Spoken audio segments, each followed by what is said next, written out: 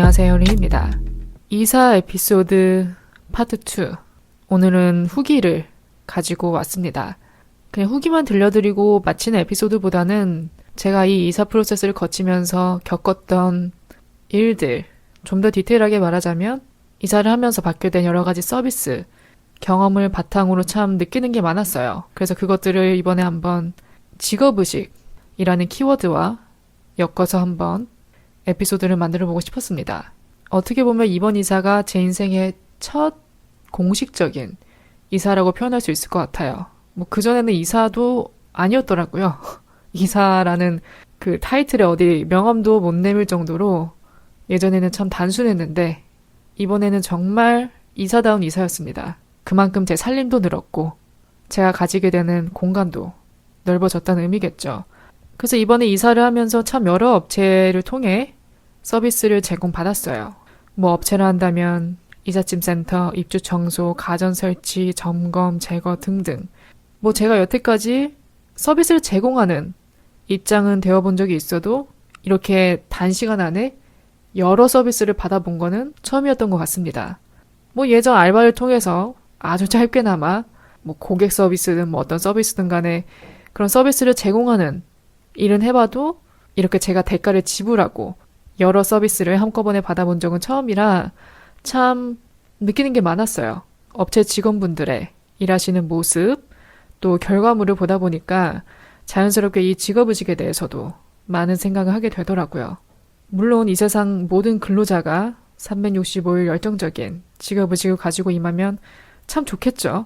소비자도 좋고 근로자도 좋고 서로 간에 마찰도 없을 것이고 너도 나도 해피하겠죠.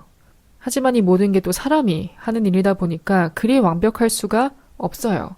또 제 마음에 100%들 수도 없더라고요. 그런 걸 기대하기도 좀 무리고요. 하지만 그렇다고 해서 마냥 이해하고 넘어갈 수도 없겠죠. 적어도 돈을 벌고자 하는 입장이라면 그 대가에 걸맞는 노동을 해야죠. 물론 더 능가하는 노동을 한다면 소비자는 기분이 더 좋겠지만 최소 기본을 해야 된다는 거죠. 하지만 그 기본도 하는 게 힘들 때가 있는 것 같아요. 또 이게 사람인지라. 때론 기분이 태도가 될 때도 있고 하기 싫을 때도 있고 적게 일하고 싶은 심리, 덜 힘들게 일하고 싶은 심리가 누군들 없겠습니까? 그래서 갖가지 그런 이유들과 변명들로 인해서 이 직업의식이 매일 흔들리죠. 그래서 제가 몇 주간 소비자가 되어 받아온 이 서비스 경험을 바탕으로 직업의식이라는 타이틀을 한번 제대로 파헤쳐보고 싶습니다. 또 더불어 저의 직업의식도 한번 성찰해 봐야죠. 자기 성찰의 시간 항상 필요합니다. 그래서 여러분들도 오늘 에피소드 들으시면서 본인의 직업의식은 어느 정도인지, 근로자로서 성실하게 임하는지, 내가 정의하는 직업의식이란 무엇인지, 또 내가 대가를 지불하고 서비스를 받았을 때 경험이 어땠는지, 좋았는지 나빴는지 관련된 일화가 있으시다면 한 번쯤 떠올려 보셔도 좋을 것 같습니다. 그럼 에피소드 바로 시작할게요. 이사는 돈이더라고요. 돈 정말 많이 깨지더라고요. 남들이 이런 말 할 때는 이렇게 와닿지가 않았습니다. 제가 경험한 게 아니니까. 근데 한번 이렇게 경험하고 나니까 제대로 깨달았죠. 왜 사람들이 이사를 그토록 번거로워하고 싫어하고 되도록 하루빨리 자가를 마련하려고 하고 왜 그러는지 이제야 좀 알겠더라고요. 체력적으로도 너무 힘들었고 지출도 상당했습니다. 근데 그 지출이 제가 만들어낸 지출이 아니라 애써 만들어낸 지출이 아니라 필요한 지출이었습니다. 기본적인 것들이었어요. 이사에 있어서. 그러니까 누굴 탓할 수도 없고 다만 원하는 건 그거였죠. 좀 제대로 된 업체를 만나서 좋은 서비스를 받고 싶다. 그런 마음은 있었죠. 오늘 팟캐스트에서 얘기할 정도로 테러블한 경험이 있었던 것은 아닙니다. 최악의 서비스를 받아서 여기다가 한풀이 해야 되는 그런 불상사는 없었어요. 다행인 거죠. 다 이렇게 잘 마무리가 됐는데 솔직히 100% 만족한다고는 못하는 그런 서비스도 있었습니다. 왜 100% 만족을 못하냐? 내가 지불한 대가에 충족하는 그 정도의 서비스는 아니라고 생각했기 때문에 그냥 다음에는 좀 더 발품을 팔자. 시간이 좀 걸리더라도 좀 더 알아보고 좀 제대로 된 업체를 만나려고 노력을 해보자 한번. 이런 다짐을 했습니다. 먼저 첫 번째 세그먼트는 제가 소비자인 입장에서 한번 말을 해보고 싶어요. 거저먹는 업체들, 거저먹는 부류들 있죠. 다르게 표현하자면 소비자에게 덤탱이 씌우는 업체들 혹은 사례. 물론 모든 업체가 투명하고 아주 투철한 직업정신으로 임한다면 정말 좋겠지만 세상 그러지 않습니다. 세상 그리 아름답지 않아요. 그런 사례들이 있어요. 억울한 사례. 그래서 참 세상에는 거저먹으려고 하는 사람들이 있어요. 많을 수도 있고 뭐 적을 수도 있고 이거는 개개인의 경험에 따라 느끼는 게 다르겠지만 그 심리가 만연해 있습니다. 꼭 뭐 일반인뿐만 아니라 연예인, 예를 들어 뭐 가수가 콘서트를 한다. 표는 막 2, 30만 원씩 막 팝가수, 월드스타에 능가하는 그런 돈을 받으면서 막상 공연 당일 되니까 설렁설렁 대충하고 팬 서비스도 없고 라이브도 못하고 지각하고 혹은 콘서트 몇 시간 전에 별 같자는 이유로 캔슬을 해버린다던가 후다닥 끝내버리고 공연을 마무리 짓는다던가 이런다면 공연을 보러 온 팬들은 굉장히 실망하겠죠. 그 가수를 보기 위해 거액의 돈을 지불하고 거기까지 갔는데 그날 하루의 시간 어떻게 보면 다 빼서 그 콘서트를 위해 쏟는 거잖아요. 만약에 또 멀리 사는 팬이다. 뭐 해외에 사는 팬이다. 뭐 지방에 사는 팬이다 하면은 숙소까지 잡고 보러 갈 수도 있는 상황이고 그런 부족한 직업의식은 소비자들을 실망시킬 수 있죠. 또 이번에 제가 경험한 이사 관련 업체들, 뭐 이삿짐, 입주 청소, 가전 설치 등등 겪어보니까 느낀 게 뭐만 하면 추가 요금이 붙더라고요. 정말 까딱하면 추가 요금 금방 불어납니다. 10만 원, 15만 원씩. 이게 상담할 때는 정확한 금액 안내를 안 해줘요. 추가 요금이 발생할 수 있다만 넌지시 언급을 해놓지 대체적으로 어떤 항목이 추가될지 그런 거는 말 안 해줍니다. 근데 또 그 사람들도 현장을 직접 봐야 되니까 자세한 안내가 불가능할 수도 있죠. 서비스를 하기 전에 미리 뭐 견적을 보러 오게 해서 상태를 체크한 다음에 얼마가 나올지 정확히 미리 사전에 논의를 하고 들어간다면 덤탱이 맞을 일이 없겠죠. 근데 그러지 못하는 케이스도 있잖아요. 당일에 다 이루어져야 하는, 와서 봐야 되는. 그래서 이미 불러놨는데 와서 이제 작업만 하면 되는데 여기 곰팡이쟁은 좀 추가 요금 10만 원 붙을 것 같은데 이렇게 말하면 뭔가 안 할 수도 없어요. 10만 원 너무 비싼데 그건 내 돈 없으니까 그냥 기본 요금 5만 원치만 하고 끝내주세요. 이렇게 말하기로 좀 그러잖아요. 어쩔 수 없이 그냥 이끌리게 됩니다. 그러니까 선택의 여지가 없는 느낌? 선택은 할 수 있는데 선택의 여지가 없는 느낌? 그렇게 이제 견적 금액이 불어나는 거예요. 물론 돈을 더 냈으니까 그만큼 깨끗해지겠죠. 근데 이게 그런 깨끗해진 모습을 보고 나서도 참 그래요. 이걸 꼭 이렇게 받아냈어야 했나?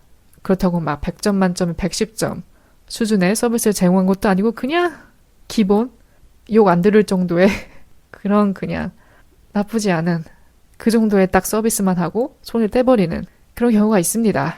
그래서 앞서 말한 케이스가 또 예시가 될 수 있을 것 같고 그 다음에 또 우리가 생각해보자면 뭐 리뷰 마케팅, 리뷰 조작 이런 것도 많이 보여요. 특히 뭐 새로 오픈한 음식점 리뷰가 나쁜 데가 없습니다. 포털사이트에 검색을 하면 요즘엔 죄다 만점이에요. 사진도 그럴싸해 보이고 또 사진이 이게 부분만 찍다 보니까 인테리어만 봤을 때 여기 좀 넓어 보이는데 여기 좀 예뻐 보이는데 이렇게 느끼기 쉬워요. 근데 막상 가면 좁아 터지고 저는 이런 경험 해봤습니다.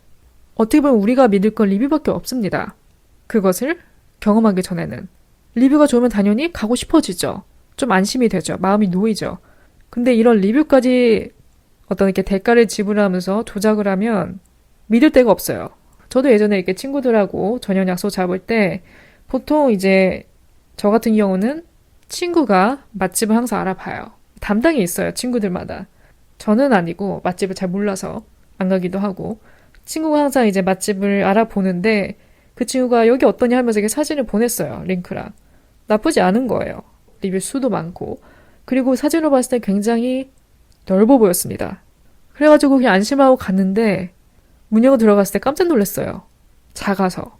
작은 것뿐만이 문제가 아니라 테이블이 너무 작아요. 테이블이 너무 작고 의자는 또 높고 그런 바 테이블 느낌 아시죠? 펍 같은 데 있는 그런 테이블인 거예요. 테이블이 너무 작아서 음식 한 2-3개 시키면 뭐 옆 테이블에 놓던가 하나 치우고 하나 받고 이래야 되는 수준의 사이즈였어요. 테이블도 놓고 의자도 놓다 보니까 또 앉을 때도 너무 불안한 거예요. 넘어질까봐 혹은 이 접시 떨어뜨릴까봐 가방도 놓을 데가 없고 딱 이런 느낌이었어요. 빨리 먹고 가라. 우리 회전율 높여야 되니까 빨리 먹고 가라. 이런 느낌이었어요, 정말. 굉장히 안 좋은 경험을 저도 해봐서 압니다. 그 이후로는 맛집 안 믿어요, 저는. 또 우리가 한번 나갈 때 그 경험을 망치고 싶지 않잖아요. 좋은 데서 먹고 싶고 맛있는 데서 먹고 싶으니까 리뷰를 찾고 가는데 이렇게 들통이 나버린다면 그냥 길거리 가다가 꼴리는 데 들어가는 게 훨씬 낫다고 생각합니다. 그 밖에 또 소비자에게 덤탱이 씌우는 그런 사례들을 또 떠올려 본다면 금융이나 보험업계 그런 데도 있죠. 특히 보험, 뭐 요즘에는 그런지 모르겠는데 유선 마케팅으로 어르신들, 특히 어르신들 이제 공략해서 전화를 걸어요. 그래가지고 대충 이렇게 솔깃하게 설명한 다음에 어부지리로 계약 녹취까지 이끕니다. 어르신들은 당연히 이 젊은 사람들에 비해 그런 거 이렇게 제대로 딱딱 구분하고 그럴 수 있는 능력이 좀 떨어질 수 있죠. 그래서 일부러 타겟팅을 그렇게 잡아가지고 보험 가입을 유도하는 거. 녹취까지 가가지고 동의하십니까? 동의하십니까? 네네네만 대답하게 해가지고 가입시켜놓고 나중에 타먹으려고 컨택해도 고객님이 가입하신 상품의 그 부분은 보장이 안 됩니다. 이러면서 다 밴을 놓거나 그래가지고 해지하겠다 하면 별도로 고객센터 연락해라. 무조건 전화상 혹은 뭐 인터넷상으로만 가능하게 해놓는 거예요. 주변에 뭐 자녀 도움 없으면 못하도록 해지를. 사악하죠. 그 다음엔 또 먹튀장사, 질 낮은 제품 판매, 뭐 수제 제품, 100% 핸드메이드라고 써놓고 실제로는 공장에서 대량 생산 혹은 뭐 유기농, 프리미엄, 친환경 붙여놓고 가격 뻥튀기 시키거나 요즘은 뭐 모든 게 구독하는 시대니까 구독 사기도 있죠. 뭐 첫 달 무료라고 해놓고 해지하는 방법을 굉장히 복잡하게 만들어놔서 모르는 사이에 막 돈을 빠져나가게 만든다던가. 특히 ARS 같은 거. 뭐 젊은 사람들이야 웬만한 건 다 핸드폰으로 해결을 하니까 ARS를 상대적으로 적게 이용한다 할지라도 어쨌든 ARS가 필요한 상황은 와요. 그리고 ARS를 굉장히 복잡하고 어렵게 만들어 놨습니다. 이거에 대한 밈도 있어요. 어떤 코미디 채널에서 이거를 이제 밈으로 해가지고 약간 이렇게 좀 재밌게 풍자한 그런 영상도 있었는데 질문이 참 많아요. ARS는. 질문이 너무 많습니다. 퀘스트 같아요. 퀘스트. 관문 하나씩 통과해야 상담원에게 연결되는. 특히 어르신들은 더욱더 이용하기 불편하시겠죠. 보기가 왜 이렇게 많습니까? 상담원 연결하는데 하루 종일 걸려요. 누르는 ARS는 1번, 말로 하는 ARS는 2번. 잘못 누르셨습니다. 입력 시간이 초과되었습니다. 이래가지고 몇 번 틀리면 다시 원점으로 돌아가고.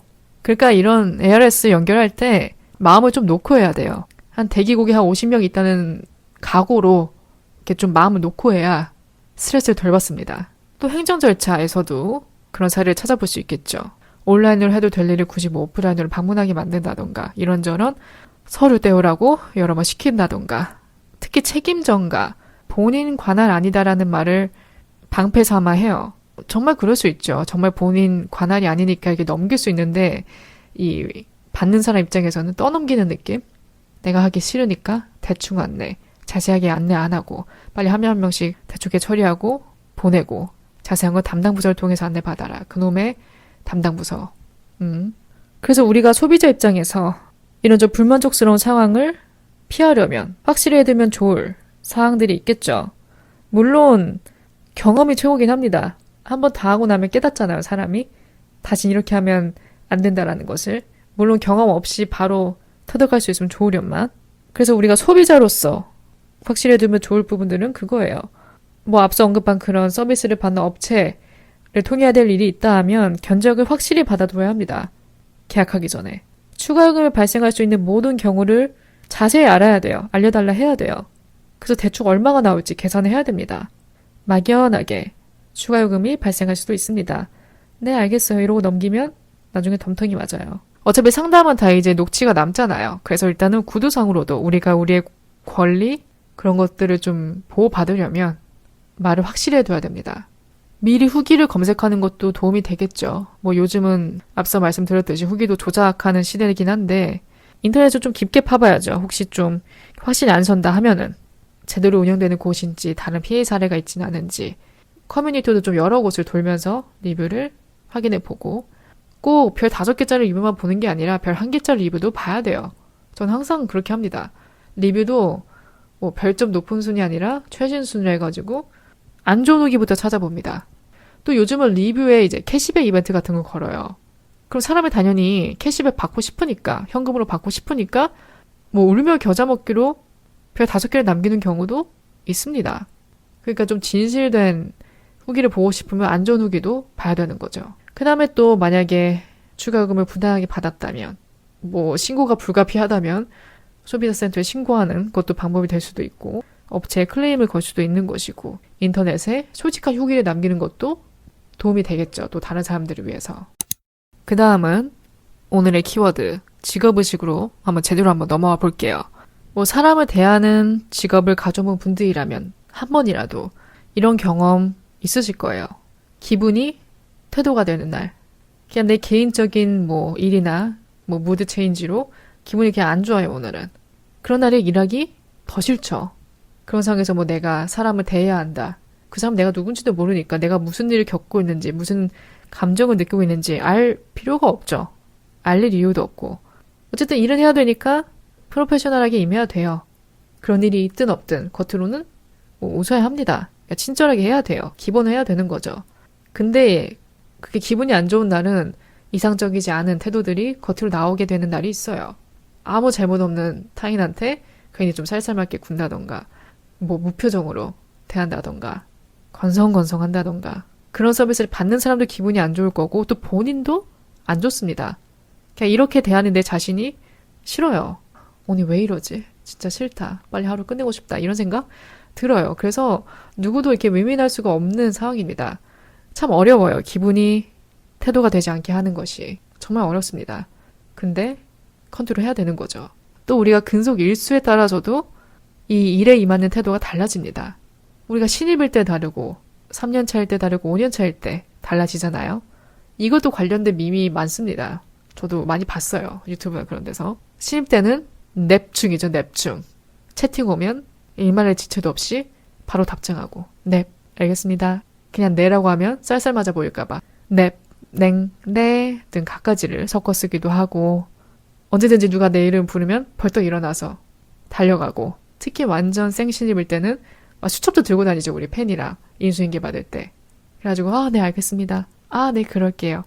뭐든지 이게 다 받아 적습니다. 안 까먹으려고. 실수하지 않으려고. 그러다가 이제 인수인계가 끝나고 나 혼자 이제 그 자리에 앉아있을 때 밥만 걸터앉게 되죠. 그 의자에 앉는 자세도 달라집니다. 신입 때랑 짬이 좀 찼을 때랑. 신입 때는 등을 이렇게 푹 기대고 있기 좀 그래요. 그러니까 좌불안석입니다. 뭔가 누구 와도 이렇게 벌떡벌떡 일어나게 되고 인사하게 되고, 뭐 누가 점심 같이 먹자 하면 당연히 좋다 해야죠. 좋아요. 메뉴 선정도 뭐 먹고 싶은 게 있다 하더라도 대부분 그 사준 사람 따라가죠. 그러다가 1년, 2년 연차가 쌓이게 되면 슬슬 느슨해집니다. 슬슬 이제 커피 마시러 출근한다는 생각이 들기 시작해요. 짬이 차면은. 등받이에 등 기대는 게 그렇게 편할 수가 없고요. 그러면서 이제 목표도 존버 혹은 퇴사. 나를 버티게 하는 건 오직 연차. 그렇게 됩니다. 그럼 오늘의 주제. 적게 일하고 많이 벌고 싶어하는 심리. 이건 인간의 본능적인 욕구입니다. 최소한의 노력으로 최대한의 보상을 얻으려고 하는 것은 당연한 생존 전략이죠. 문제는 이 심리가 극대화되면서 어떻게 하면 효율적으로 일할까 보다는 어떻게 하면 일하지 않고도 돈을 벌까 라는 방향으로 변질될 때입니다. 이런 생각 안 해본 사람은 한 명도 없을 것 같아요. 일하지 않고 돈 버는 거 상상만 해도 짜릿하죠. 자본주의를 언급 안 할 수가 없을 것 같아요.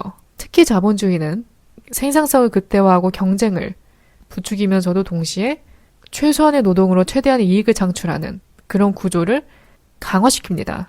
또 시대가 발전하면서 AI, 자동화, 플랫폼 경제 등이 발전하면서 직접적인 노력, 고도의 체력 수준을 요하는 그런 노동 없이도 돈을 벌 수 있는 길이 정말 많아졌어요.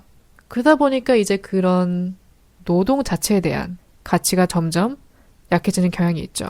노동이 단순히 생계를 위한 도구가 되어가고 있는 것 같습니다. 또 이런 심리가 왜 나타나나 생각을 해보면 우리 이 사회가, 현대 사회가 단순한 노력만으로 성공하기 굉장히 어려운 구조가 되었습니다. 노력은 돈, 이라는 공식이 매번 성립되지가 않습니다. 예전에는 그렇게 믿는 사람이 있었고 그게 가능했었을지도 모르는데 지금은 내가 일한 만큼 버는 혹은 그렇게 벌고 있다고 느끼는 그런 상황이 항상 존재하지 않습니다. 그래서 사람들이 더욱더 효율적인 방법을 찾으려고 하죠. 돈을 벌기 위해서. 투잡을 뛴다던가 재테크, 주식, 비트코인 등등 메인 잡을 차치해 놓고도 또 다른 분야에 손을 대면서 상대적으로 적은 노력으로 많은 이익을 창출해내려고 하죠. 또 언급을 안 할 수가 없는 게 이 유튜브 혹은 뭐 SNS, 미디어 등등 한 번에 빵 뜨는 경우가 있잖아요. 단기적인 성공 사례를 우리는 목격을 하죠. 꼭 단기가 아니더라도 꾸준히 영상을 올리다가 어느 순간 바이럴을 한번 잘 타가지고 빵 터지는 그런 채널. 그런 사례가 부각되다 보니까 우리는 어떻게든 좀 쉽게 성공하는 법을 터득하려고 하죠. 그래서 이런 과정에서 장기적인 목표나 인내보다는 즉각적인 성과를 중시하는 문화가 자리 잡게 되고요. 이 성과는 제가 팟캐스트에서도 몇 번 언급을 했었어요. 저도 단기적인 성과가 없으면 금방 포기하고 싶어지거든요. 왜냐면 시간 낭비하기 싫으니까. 저는 이 시간에 대한 집착이라 해야 되나? 시간을 굉장히 중요하게 생각해요. 어떨 땐 돈보다 시간 손해보는 걸 극도로 싫어합니다. 그래서 내가 밑빠진 독에 물을 붓고 있다 라는 상황이란 걸 인지하게 되면 바로 손을 떼게 돼요. 더 이상 손해보기 싫으니까 그 시간에 차라리 이거 저거 딴 거라지 이런 생각을 하게 되니까 포기도 쉬워집니다. 이게 좋을 때도 있고 나쁠 때도 있어요. 좋게 작용한 순간은 그거죠. 결단력이 빠르다 보니까 지체하는 일이 없어지는 게 장점인데 단점은 발을 쉽게 떼다 버리니까 좀 인내심이 부족한 blessing and curse 같은 상황 같아요. 또 이런 적게 일하고 많이 벌고 싶어하는 심리를 좀 파헤치다 보면 이런 생각이 들어요. 왜 이렇게 정의로움과 열정으로 일에 임하는 사람이 점점 없어지고 있는 것 같은 기분이 들까? 과거에는 일 자체가 개인의 정체성과 연결되는 경우가 많았습니다. 하지만 요즘은 사람들이 일은 단지 생계를 위한 수단이다 라고 생각하면서 현실적인 이익을 더 중요시하게 되죠. 열정보다는. 또 조직 내에서 열심히 일한다고 누가 알아주는 것도 아니고 반드시 인정받거나 보상받는 구조가 아니라는 그런 깨달음, 경험이 쌓이면서 사람들이 냉소적인 태도를 가지게 되죠. 당연한 현상이죠. 내가 열심히 일했는데 그만큼 돌아오는 게 없다면 김 빠지죠. 내가 뭘 위해 일하나. 결국은 나만 손해네? 이런 생각에 이럴 바에는 차라리 나도 남들처럼 기원만 해야겠다. 혹은 욕 안 먹을 정도만 해야겠다. 어차피 나는 내 월급만 받으면 되니까. 어차피 이게 다 먹고 살자고 하는 일인데, 일 자체가 먹고 살자고 하는 일인데, 이 생계수단을 매일매일 생각하는 것 같아요. 특히 내가 하고 싶어 하는 일이 아닌데 하고 있다면 더더욱 그렇게 생각할 수밖에 없죠. 그냥 이거는 내 월급을 위한 거다. 내가 일단 먹고는 살아야 되니까, 집세는 내야 되니까, 이 일은 단지 월급을 받기 위한 수단에 지나지 않는다.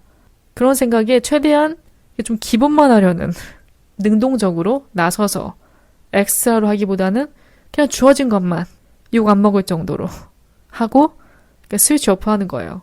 그래서 결론은 앞서 언급한 이 모든 요소들이 맞물리면서 직업에 대한 의식이 변화하고 있죠. 덜 힘들게 돈을 버는 방법 혹은 쉽게 돈을 버는 방법에 대한 관심이 증가하고 있고, 두 번째는 이 자본주의 시스템이 노동보다는 자본을 통한 부의 창출을 강조하고 있고, 세 번째는 쉬운 길을 찾으려는 심리가 강화되면서 좀 단기적인 성과, 단기적인 성공만 추구하게 됩니다. 그리고 무엇보다 직업을 단순히 생계의 수단으로만 인식하게 되는 현상이 생기면서 일에 대한 열정이 사라지게 되죠. 열정적으로 일할 이유가 점점 사라지게 되는 느낌. 여러분들의 직업의식은 어떠신가요? 저도 제 직업의식에 100% 만족하지는 않습니다. 상대적으로 덜 힘들게 일하고 많이 벌고 싶죠.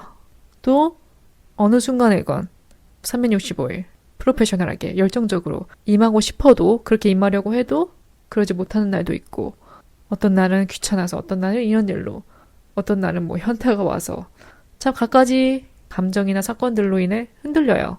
하루하루 이렇게 배틀하면서 살아가는 것 같습니다. 또 이게 내가 받는 입장에서 남의 직업의식을 평가하는 건 상대적으로 쉬워요. 근데 또 내가 내 자신을 성찰하는 건 그렇게 쉽지 않습니다. 내 자신에게 이렇게 쓴소리하는 것도 쉽지 않고요. 참 사람이 그렇죠. 하지만 오늘 에피소드 얘기하면서 많은 것을 좀 돌이켜보게 되었어요. 오늘 주제에 대해서 뭐 어떠한 명쾌한 해답이 있는 건 아닙니다. 그래도 우리가 기본적으로 지켜야 할 것들은 성실함과 정직함이겠죠. 이 두 가지는 항상 동반되어야 되는 것 같습니다. 아무쪼록 오늘 주제가 여러분들에게 이런저런 생각할 거리를 많이 던져주는 주제가 되었으면 좋겠고요. 저의 팟캐스트 들으시면서 원하는 주제, 듣고 싶은 주제가 있으시면 팟캐스트 DM으로 보내주셔도 좋고 리뷰에 남겨주셔도 좋아요. 스포티파이 댓글도 있고요. 저는 항상 팟캐스트 주제를 매주 제 임의로 정하는데 그래도 가끔은 여러분들의 의견을 듣고 싶어요. 혹시 뭐 제가 다뤘으면 하는 주제가 있다면 편하게 남겨주세요. 제가 또 열심히 에피소드를 한번 만들어 보겠습니다. 오늘 주제가 마음에 들으셨다면 별 5개와 좋은 리뷰나 댓글 남겨주시고요. 또 저희 에피소드는 유튜브 쇼츠나 인스타 릴스로도 즐기실 수 있습니다. 제가 매주 업로드 하니까 참고해 주시고요. 남은 하루 잘 보내시고 저도 다음 에피소드로 찾아뵙겠습니다.